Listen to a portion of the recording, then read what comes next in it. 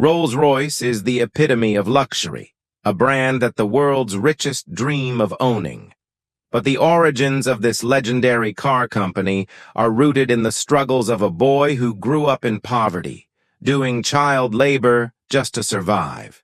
The story begins in 1863, in a small English village where Henry Royce was born.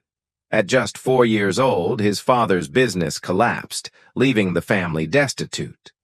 By the time he was 9, Royce's father had passed away, forcing his mother to work as a maid while he took on jobs such as delivering newspapers to help make ends meet.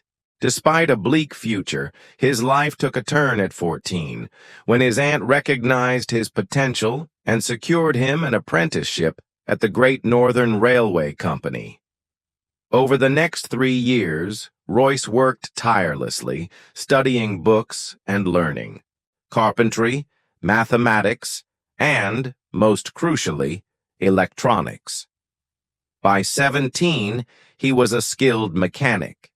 At 21, he was employed as an engineer at Maxim Western, but when the company faced financial difficulties, Royce made a bold decision.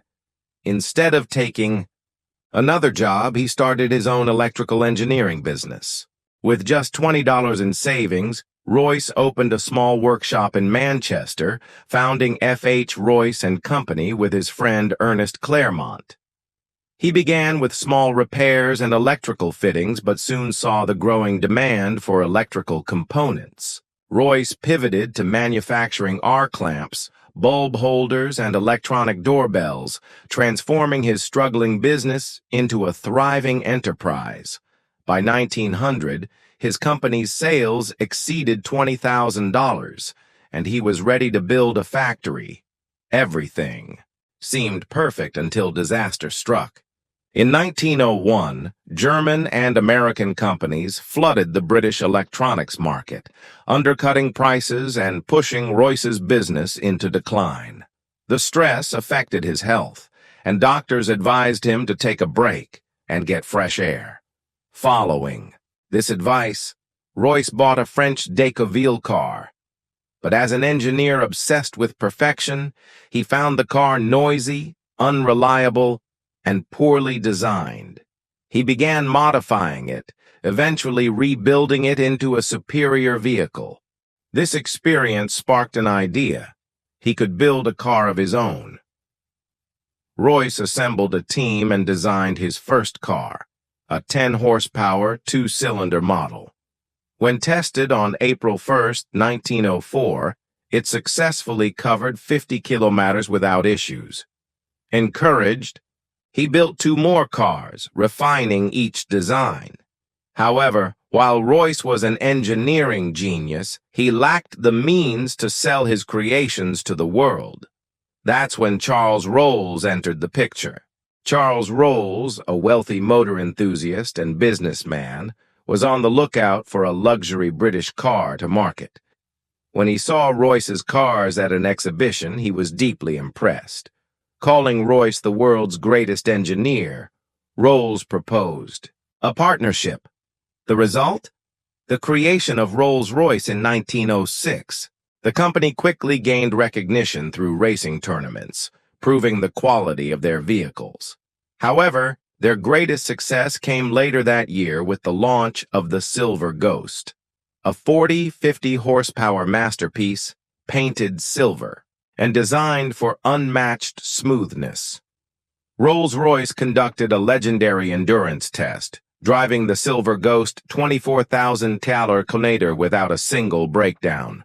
The car's whisper-like engine and impeccable craftsmanship earned it the reputation of the world's best car, making it the vehicle of choice for royals and industry titans. Despite their success, tragedy soon struck. In 1910, Charles Rolls, an aviation enthusiast, was piloting a Wright Flyer when its tail section failed, causing a fatal crash. He became Britain's first airplane crash casualty at just 32. Royce, deeply affected, pressed on, continuing to refine the Silver Ghost. However, in 1911, his health deteriorated, and doctors diagnosed him with bowel cancer, giving him only 3 months to live. Yet, defying expectations, Royce made a full recovery and continued innovating. During this period, Rolls-Royce introduced the Spirit of Ecstasy mascot, symbolizing grace, freedom, and speed. The company thrived, reaching a profit of $90,000 by 1913. But just as they planned global expansion, World War I broke out, threatening their survival. The war crippled luxury car sales, but Rolls-Royce adapted. They modified the Silver Ghost into an armored vehicle used in military operations. With bulletproof plating and machine gun turrets, these armored cars became crucial assets in desert, warfare, and reconnaissance missions. They also converted Silver Ghosts into war ambulances, saving thousands of lives. Recognizing Britain's reliance on foreign airplane engines, Rolls-Royce entered the aviation industry, developing the Eagle engine in 1915. This lightweight, fuel-efficient engine revolutionized aerial combat, leading to orders for hundreds more. Over the next few years, Rolls-Royce continued innovating, producing powerful engines like the Falcon and Condor, giving Britain a strategic advantage in the war. Despite challenges, Rolls-Royce continued to innovate. Iconic models like the Phantom III, Silver Shadow, and Ghost followed.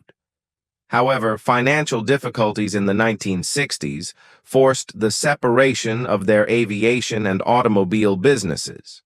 Today, Rolls-Royce Motors is owned by BMW, but its name remains synonymous with ultimate luxury and engineering excellence.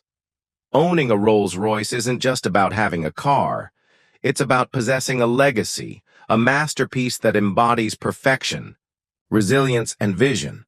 After the war, Rolls-Royce expanded both its car and aero engine divisions. In 1925, they launched the Phantom, an upgrade to the Silver Ghost, reclaiming dominance in the luxury car market. The 1930s saw the acquisition of Bentley, integrating its engineering excellence into Rolls-Royce's lineup. Unfortunately, Henry Royce didn't live to see all of this. In 1933, he passed away at the age of 70, months before the production of the Bentley 3.5L, one of his final masterpieces.